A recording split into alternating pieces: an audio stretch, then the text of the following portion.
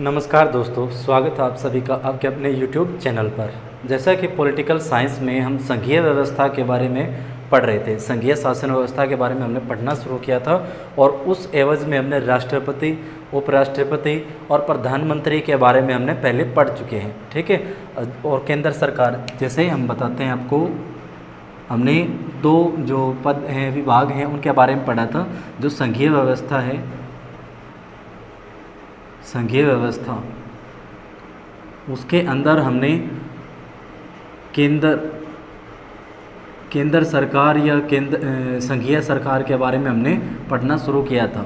तो इसमें हम पढ़ चुके थे, राष्ट्रपति के बारे में पढ़ चुके हैं, उपराष्ट्रपति के बारे में पढ़ चुके हैं और प्रधानमंत्री के बारे में पढ़ चुके हैं, पीएम के बारे में हम पढ़ चुके हैं। अब पद रहते हैं हमारे, एक तो मंत्री परिषद है, केंद्रीय मंत्री परिषद, और एक भारत का महान्यायवादी, अटॉर्नी जनरल, महान्यायवादी के बारे में हम पढ़ेंगे। तो चलिए, आज का हमारा टॉपिक है, ये तीनों टॉपिक जो कवर करवा चुका हूँ पहले ही। अगर आपने नहीं देखे हैं तो डिस्क्रिप्शन बॉक्स में या आई बटन पर जाकर आप लिंक देख सकते हैं। प्लेलिस्ट का पूरा प्लेलिस्ट बनाई गई है, वहाँ से आप देख सकते हैं। तो आज का हमारा टॉपिक है केंद्रीय मंत्री परिषद, और इसके बाद हमारा टॉपिक रहेगा भारत का महान्यायवादी। चलिए शुरू करते हैं केंद्रीय मंत्री परिषद के बारे में। मंत्री परिषद, केंद्रीय मंत्री परिषद, देखिए आर्टिकल, जैसा कि जो ये हमारी जो संघीय शासन व्यवस्था है, संघीय जो लोकतंत्र में, भारत के लोकतंत्र में, लोकतंत्र मतलब लोगों का तंत्र, जहाँ सीधे सीधे जो आम जनता है वो अपने प्रतिनिधियों के माध्यम से शासन करती है। लोकतंत्र में जो संघीय शासन व्यवस्था है, संघीय शासन व्यवस्था वो ब्रिटेन से ली गई है। कहाँ से ली गई है? ब्रिटेन से ली गई है। एक नंबर में पूछ सकता है कि संघीय शासन व्यवस्था कहाँ से ली गई है? ब्रिटेन से ली गई है। आखिर इसका मतलब क्या है? इसका मतलब है, जैसे केंद्र की बात करें हम, केंद्र में जैसे लोकसभा है, राज्यसभा है, ठीक है, और प्रेसिडेंट है, प्रेसिडेंट ऑफ इंडिया। वैसे ही जो राज्य हैं, राज्यों में विधानसभा है, विधान परिषद है और राज्यपाल है। ये सारे के सारी व्यवस्था कहाँ से ली गई है? ब्रिटेन से ली गई है। एक नंबर में क्वेश्चन यहाँ से बन सकता है। ठीक है। आगे हम बात करें कि जो राष्ट्रपति है, आर्टिकल 74 और आर्टिकल 75 को हम पढ़ेंगे। आर्टिकल 74 में यह संविधान में प्रावधान किया गया है कि जो राष्ट्रपति है उसके सलाह के लिए एक मंत्री परिषद का गठन किया जाएगा, और उस मंत्री परिषद के हेड के रूप में किसको नियुक्त किया जाएगा? प्रधानमंत्री को नियुक्त किया जाएगा। इसका मतलब जो राष्ट्रपति है, राष्ट्रपति के लिए सलाह के रूप में कौन काम करेगा? प्रधानमंत्री। राष्ट्रपति के लिए सलाह के रूप में जो सलाहकार बनेगा, उसका सलाहकार कौन है? वो पीएम, प्रधानमंत्री, मंत्री परिषद के हेड के रूप में काम करेगा वो। आर्टिकल 75 में जो प्रधानमंत्री पद की जो नियुक्ति दी गई है, क्या दी गई है? नियुक्ति, कि राष्ट्रपति के द्वारा प्रधानमंत्री की नियुक्ति की जाती है एक सलाहकार के रूप में। ठीक है। और जो राष्ट्रपति है ये संवैधानिक प्रमुख होता है हमारा, ठीक है, लेकिन जो वास्तविक शक्तियों का उपयोग करता है वो कौन करता है? प्रधानमंत्री। प्रधानमंत्री के द्वारा वास्तविक शक्तियों का प्रयोग किया जाता है। ठीक है। तो यहाँ से पूछ सकते हैं कि राष्ट्रपति की वास्तविक शक्तियों का प्रयोग कौन करता है? तो प्रधानमंत्री करता है। और संवैधानिक प्रमुख कौन है? तो वो हमारा राष्ट्रपति। तो ये थे आर्टिकल 74 और आर्टिकल 75। यहाँ से इतना ही पूछा जाता है। अब बात करते हैं हम मंत्री परिषद की आगे। जैसे हमारा मंत्री परिषद है, उसमें 3 प्रकार के मंत्री होते हैं। कितने प्रकार के? 3 प्रकार के मंत्री होते हैं। केंद्रीय मंत्री परिषद में 3 प्रकार के मंत्री होते हैं। एक होता है कैबिनेट मंत्री, कैबिनेट मंत्री, कैबिनेट मंत्री। दूसरे होते हैं राज्य मंत्री, राज्य मंत्री। और तीसरे होते हैं उप मंत्री, उप मंत्री। कैबिनेट मंत्री ये होते हैं, कैबिनेट मंत्री जैसे वो, इनको जो प्रधानमंत्री के द्वारा, ठीक है, प्रधानमंत्री के द्वारा बड़े बड़े विभाग दिए जाते हैं। अर्थात प्रधानमंत्री अपने मंत्री परिषद की लिस्ट राष्ट्रपति को प्रोवाइड करवाता है विभागों से संबंधित, और फिर जो राष्ट्रपति है वो उन विभाग के जो प्रमुख होते हैं उनकी क्या करता है? नियुक्ति करता है और उनको शपथ दिलाता है। जैसे वो विभाग कौन कौन से हैं? जैसे रेल मंत्रालय है, भाई वित्त मंत्रालय है, गृह मंत्रालय है, विदेश मंत्रालय है, ठीक है। ये ऐसे बड़े बड़े पद किसको दिए जाते हैं, जैसे रक्षा मंत्रालय है, ये सारे बड़े बड़े पद किसके अंतर्गत आते हैं, कैबिनेट मंत्री के अंदर आते हैं। ये इन्हीं विभागों के क्या बनते हैं, कैबिनेट मंत्री बनते हैं, ठीक है। आगे बात करें राज्य मंत्री। राज्य मंत्री दो प्रकार के बनते हैं, दो हिस्सों में बटे हुए होते हैं। एक जो कैबिनेट के सहायक होते हैं, कैबिनेट जो मंत्री होते हैं, कैबिनेट के जो मंत्री होते हैं, जो ये होते हैं, इनके सहायक के रूप में काम करते हैं, सहायक के रूप में। और एक होते हैं जिनको स्वतंत्र प्रभार दिया जाता है, स्वतंत्र प्रभार दिया जाता है, अर्थात कोई भी एक ऐसा विभाग दिया जाता है जिसके ऊपर वो इंडिपेंडेंट होते हैं, अपना जो स्वतंत्र उसके ऊपर काम कर सकते हैं। फिर दूसरे कौन से होते हैं राज्य मंत्री के अंदर, जो कैबिनेट मंत्री के सलाहकार, ये सहायक के रूप में काम करते हैं, अर्थात इनके द्वारा जो काम दिया जाता है, कोई विशेष काम दिया जाता है, तो उनको पूरा कौन करता है, कैबिनेट मंत्री के सहायक राज्य मंत्री, ठीक है। फिर आते हैं उपमंत्री। उपमंत्री ये जो प्रशासनिक कार्य होते हैं उनका निर्वहन करते हैं। क्या करते हैं, प्रशासनिक कार्यों का निर्वहन करते हैं, अर्थात जो प्रशासन से संबंधित कार्य होते हैं उनकी देखरेख कौन करता है, उपमंत्रियों के द्वारा किए जाते हैं। जो कैबिनेट मंत्री होते हैं इनकी संख्या थोड़ी सी कम होती है, फिर राज्य मंत्री होते हैं इनकी संख्या थोड़ी ज़्यादा हो जाती है, और जो उप मंत्री होते हैं इनकी संख्या और ज़्यादा हो जाती है, ठीक है। अब बात करते हैं जो कैबिनेट मंत्री हैं, कैबिनेट मंत्री को मंत्रिमंडल में जाने की अनुमति है, अर्थात जो कैबिनेट मंत्री होते हैं ये मंत्रिमंडल की बैठक में बैठ सकते हैं। देखिए यहाँ पर दो बातें आएंगी, एक आएगी मंत्री परिषद और एक होगा मंत्रिमंडल। मंत्री परिषद क्या है, मंत्री परिषद के अंदर ये सारे के सारे पद आते हैं, सारे के सारे मंत्री आते हैं। जैसे प्रधानमंत्री है, प्रधानमंत्री की जो मंत्री परिषद है, मंत्री परिषद अर्थात कैबिनेट मंत्री आ गए, उसके अंदर कैबिनेट मंत्री आ गए, राज्य मंत्री आ गए, और कौन से आ गए, उप मंत्री आ गए।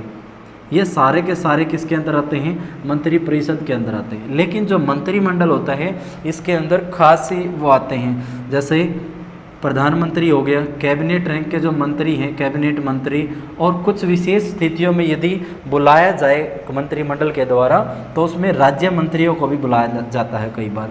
नहीं तो इन्हीं को जो मंत्रिमंडल में जो भी कानून व्यवस्था होती है उनकी देखरेख होती है, यहाँ पे सारे के सारे फैसले लिए जाते हैं और इन्हीं के द्वारा यहाँ पर प्रोवाइड किए जाते हैं वो फैसले और उनका पालन होता है, ठीक है। सारा का सारा सीक्वेंस यहाँ से चलता है। अर्थात मंत्रिमंडल जो है उनमें सदस्यों की संख्या लगभग 60 से लेके 65-70 से हो सकती है, 60 से 70 तक जो मंत्री होते हैं, और जो मंत्रिमंडल में होते हैं 15 से 20 तक के ही सदस्य मंत्री होते हैं, ठीक है। ये तो सोचने की बात है, 15 से 20 होंगे, इनमें से तो वही होंगे ना जो खास होंगे, ठीक है, जो बढ़िया पोजीशन रखते हैं। अदर जैसे ये विभाग के हैं, रेल मंत्री, गृह मंत्री, विदेश मंत्री, ये सारे इसके अंदर होंगे और इनके हेड के रूप में प्रधानमंत्री हैं, और जो सारे के सारे आगे वो मंत्री परिषद, क्योंकि 60 से 70 होते हैं, ये तो कॉमन सेंस की बात है। तो मंत्री परिषद और मंत्रिमंडल में कोई डरने की बात नहीं है, बहुत आसान है, ठीक है। तो हम कह सकते हैं कि जो कैबिनेट मंत्री हैं ये मंत्रिमंडल में हिस्सा लेते हैं। मंत्रिमंडल की जो बैठक होती है, बैठक उसमें हिस्सा लेते हैं, और बुलाए जाने पर, यदि बुलाया जाए मंत्रिमंडल के द्वारा, यदि राज्य मंत्री को बुलाया जाता है तो ये भी उसके अंदर बैठक में भाग ले लेते हैं। कब, बुलाए जाने पर राज्य मंत्री भी मंत्रिमंडल में भाग लेते हैं, मंत्रिमंडल की बैठक में भाग लेते हैं, लेकिन ये भाग नहीं लेते, जो मंत्री होते ये मंत्रिमंडल की बैठक में भाग नहीं लेते, ठीक है। तो ये था कैबिनेट मंत्री, राज्य मंत्री और उप मंत्री से संबंधित। आगे बात करते हैं, जैसे आगे बात करें जो मतलब हम बात करें जैसे अब हम कह सकते हैं जैसे हमारी लोकसभा की सीटें हैं 545 सीटें हैं। अब ऐसा तो नहीं है कि सभी को 500 जो बहुमत दल के नेता हैं मान लो 300 वोट ले जो बहुमत के साथ सरकार बनी है कि सभी को मंत्री पद घोषित कर दिया जाएगी। इसके लिए 91वां संशोधन किया गया, 91वां संशोधन किया गया, संविधान संशोधन हुआ। उसके तहत मंत्रिपरिषद की जो सदस्य है उनकी परसेंटेज बताई गई। 91वें संविधान संशोधन 2003 को हुआ। उसमें कहा गया कि केंद्र स्तर पर जो लोकसभा है और जो राज्य स्तर पर विधानसभा है उसमें कुल सीटों का 15% से ज़्यादा मंत्रिपरिषद में सदस्यों की संख्या नहीं हो सकती। ठीक है, लोकसभा में और राज्यों में विधानसभा है उसमें 15% से ज़्यादा टोटल जो सीटें हैं उनका 15% से ज़्यादा मंत्रिपरिषदों की संख्या, जो मंत्रिपरिषद है उसमें मंत्रियों की संख्या नहीं हो सकती। लेकिन कुछ छोटे राज्य हैं, उनमें छोटे राज्यों में जो विधानसभा है या लोकसभा की जो सीटें हैं उनमें 12% जो सीटें वो मंत्रिपरिषद के लिए आरक्षित या सुरक्षित रखी गई हैं। और जो दिल्ली है हमारी, दिल्ली के लिए जो मंत्रिपरिषद में मंत्रियों की संख्या है वो 10% रखी गई है। आप देखते भी होंगे कि भाई न्यूज़पेपर में कई बार आता है कि उसमें कितने मंत्री बनते हैं, 7, 1+6। एक तो होता है उसमें सीएम होता है, बाकी दूसरे क्या होते हैं वो मंत्रिपरिषद के जो कैबिनेट या राज्य मंत्री या उप मंत्री होते हैं वो हम राज्य मंत्रिपरिषद के अंदर देखेंगे। तो यहाँ से आपको क्या बात याद रखने की है कि जो 91वां संविधान संशोधन हुआ था उसके अनुसार लोकसभा या विधानसभा, राज्यों में जो विधानसभा है और केंद्र में जो लोकसभा है उसमें जो कुल सीटें हैं उसका कितना % से ज़्यादा मंत्रिपरिषद में मंत्री नहीं हो सकते, तो वो है 15%। और छोटे जो राज्य हैं, छोटे राज्यों में 12% और जो दिल्ली है उसमें कितना है 10%। ठीक है, तो ये यहाँ से क्वेश्चन बन सकते हैं। आगे बात करें, आखिर इनके कार्य क्या हैं, कार्य और नियुक्ति, मंत्रिपरिषद की कार्य और मंत्रिपरिषद की नियुक्ति। जैसा कि प्रावधान है कि आर्टिकल 74 के तहत एक मंत्रिपरिषद का एक सलाहकार के रूप में राष्ट्रपति के लिए मंत्रिपरिषद का गठन किया गया है और मंत्रिपरिषद के हेड के रूप में कौन काम करते हैं, प्रधानमंत्री, जो आर्टिकल 75 के द्वारा उनको नियुक्त किया जाता है राष्ट्रपति के द्वारा। ठीक है, आगे हम बात करें, जो प्रधानमंत्री है वो मंत्रिपरिषद के जो विभाग आवंटित करता है उनकी लिस्ट जारी करता है और उस लिस्ट को, मान लीजिए ये कुछ लिस्ट जारी की प्रधानमंत्री के द्वारा कि भाई इसमें ये मेरा सदस्य बनेगा रक्षा मंत्रालय से रिलेटेड है, ये जो मेरा सदस्य ये बनेगा विदेश मंत्रालय, ये बनेगा मेरा गृह मंत्रालय। ये जो सारी लिस्ट है ये किसके पास पहुंचती है, ये राष्ट्रपति के पास पहुंचती है। राष्ट्रपति के पास कौन पहुंचाता है, प्रधानमंत्री, क्योंकि सलाहकार के रूप में है ना ये। प्रधानमंत्री इस लिस्ट को राष्ट्रपति के पास पहुंचाता है और राष्ट्रपति इन सभी विभागों के जो अध्यक्ष होते हैं उनकी नियुक्ति करता है। ठीक है, आगे बात करें, जो ये मंत्रिपरिषद है आखिर ये काम क्या करती है। मंत्रिपरिषद का काम होता है जैसे कानून व्यवस्था बनाए रखना, देश में जो स्ट्रक्चर है सामाजिक, आर्थिक और राजनीतिक या उसके हिसाब से संविधान के अकॉर्डिंग काम करना, लोगों की ज़रूरतों या जो लोगों की जो आवश्यकताएं हैं या जो बेसिक जो नीड है उनको पूरा करना, और सारा का सारा काम ये मंत्रिपरिषद के द्वारा किया जाता है। ठीक है, बजट करना, जैसे वित्त संबंधी मामले हैं, बजट संबंधी मामले हैं, ये सारे के सारे किसके द्वारा किए जाते हैं, मंत्रिपरिषद के द्वारा किए जाते हैं। अब बात करते हैं मंत्रिपरिषद का सदस्य कहाँ से हो सकता है। देखिए, मंत्रिपरिषद का सदस्य राज्यसभा से भी हो सकता है, लोकसभा से भी हो सकता है और राज्यसभा से भी हो सकता है। ठीक है, मंत्रिपरिषद का जो सदस्य है वो लोकसभा या राज्यसभा किसी में से भी हो सकता है। ठीक है, अगर कई कंडीशन ऐसी होती है कि मान लो कोई पार्टी है वो जो बहुमत प्राप्त नहीं कर पाई, अर्थात वो हार गई है, और इसमें कोई 2-4 नेता ऐसे हैं जिनका बहुत ही पॉपुलर नाम है, तो उनकी बैकडोर एंट्री करवाई जाती है। आखिर उनको मंत्रिपरिषद में मंत्री पद दिया जाता है। अगर कोई भी सदस्य लोकसभा या राज्यसभा से नहीं है फिर भी उसको मंत्रिपरिषद में मंत्री पद दिया जाता है। ठीक है, लोकसभा या राज्यसभा का सदस्य ना होने की एवज में भी। लेकिन इसके लिए रिक्वायरमेंट क्या है, मान लीजिए वो मंत्री बना दिया गया है और मंत्री पद जो मंत्री परिषद का सदस्य नहीं है, फिर भी उसको मंत्री बनाया गया है, तो ये जो मंत्री है ये सीधा कहाँ, लोकसभा में तो नहीं, राज्यसभा में मंत्री बनता है। और इसको किसी भी एक सदन की 6 माह के अंदर अंदर किसी भी एक सदन की, लोकसभा हो या राज्यसभा हो, इसमें से इसकी सदस्यता हासिल करनी होगी, सदस्यता हासिल करनी होगी। अगर 6 महीने के अंदर अंदर जो ये मंत्री है ये किसी भी सदन की सदस्यता प्राप्त नहीं कर पाया तो इसको मंत्री पद से इस्तीफा देना पड़ेगा या इसको बर्खास्त कर दिया जाएगा राष्ट्रपति के द्वारा। ठीक है, तो यहाँ से ये इनकी नियुक्ति है और ये कार्य हैं। और अगर हम बात करें, जैसे कोई पार्टी चुन के आई है, बहुमत प्राप्त है और सरकार बनी है, यदि सरकार भंग हो जाए राष्ट्रपति या प्रधानमंत्री के द्वारा जो लोकसभा का विघटन कर दिया जाए, तो मंत्री परिषद भी क्या हो जाती है, उसका भी क्या हो जाता है, विघटन हो जाता है अपने ही आप। ठीक है, तो ये थी कुछ बेसिक सी जानकारी केंद्रीय मंत्री परिषद से रिलेटेड। ने क्या जाना कि जो संघीय शासन व्यवस्था है वो ब्रिटेन से ली गई है। आर्टिकल 74 में सलाहकार के रूप में मंत्री परिषद काम करेगी और उस मंत्री परिषद का हेड होगा जो आर्टिकल 75 के तहत प्रधानमंत्री पद पर राष्ट्रपति के द्वारा नियुक्त किया जाएगा। ठीक है, फिर हमने केंद्रीय मंत्री परिषद की लिस्ट देखी। 3 तरह के मंत्री होते हैं, कैबिनेट मंत्री, राज्य मंत्री और उप मंत्री। कैबिनेट मंत्री जो होते हैं, कैबिनेट मंत्री को एक विशेष विभाग दिए जाते हैं, जैसे प्रमुख विभाग रेल मंत्रालय है, वित्त मंत्रालय है, भाई सुरक्षा मंत्रालय है, ये सारे के सारे पद किसको दिए जाते हैं, कैबिनेट मंत्री को। फिर राज्य मंत्री 2 विभागों में बटा हुआ था, एक जो कैबिनेट के सलाहकार होते हैं, एक जिनको स्वतंत्र प्रभार दिया जाता है।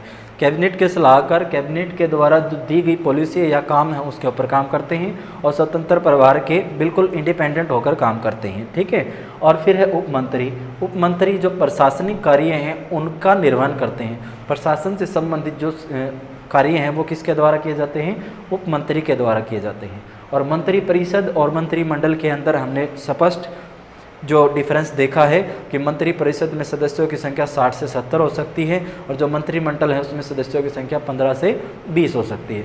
मंत्रिमंडल में कोई विशेष मंत्री ही बैठते हैं उसमें, और जो कैबिनेट मंत्री है वो मंत्रिमंडल का हिस्सा होते हैं, प्रधानमंत्री मंत्रिमंडल का हिस्सा होता है। यदि बुलाया जाए तो राज्य मंत्री भी उसकी बैठक में भाग ले सकते हैं। ठीक है, लेकिन उप मंत्री मंत्रिमंडल में भाग नहीं लेते। ठीक है, तो ये कुछ बेसिक जानकारी थी। फिर उनकी नियुक्ति से संबंधित और 91वां संविधान संशोधन 2003 बड़ी बार पूछा गया, बहुत बार पूछा गया है कि उससे संबंधित जो लोकसभा और विधानसभा की जो सीटें हैं उनका कितना % होना चाहिए। तो नॉर्मली बात करें तो 15%। यदि राज्यों की जो जनसंख्या कम है या छोटे राज्य हैं उनमें 12% सीटों का जो मंत्री होने चाहिए, और जो दिल्ली है उसमें 10% होने चाहिए। ठीक है, तो ये था। और हम जानते हैं कि जो लोकसभा और राज्यसभा है, यदि कोई सदस्य नहीं है इन दोनों सदनों का, तो उसको भी मंत्री जो है पद दिया जा सकता है, मंत्री परिषद में हिस्सा ले सकता है वो भी, लेकिन उसकी एवज में उसको क्या करना होगा, 6 माह के अंदर अंदर उसको किसी भी एक सदन की सदस्यता हासिल करनी होगी। ठीक है, तो ये था हमारा मंत्री परिषद। और जैसे ही सरकार का या लोकसभा का विघटन होता है वैसे ही मंत्री परिषद का भी क्या हो जाता है, विघटन हो जाता है। ठीक है, तो ये था हमारा मंत्री परिषद, केंद्रीय मंत्री परिषद। नेक्स्ट हम पढ़ेंगे वीडियो में जो भारत का महान्यायवादी अर्थात सरकार के वकील के बारे में जानेंगे, अटॉर्नी जनरल के बारे में जानेंगे। ठीक है, अब तक के लिए इतना ही। वीडियो को लाइक करिए, शेयर करिए, सब्सक्राइब कीजिए चैनल को। ठीक है, मिलते हैं नेक्स्ट वीडियो में। Take care, best of luck.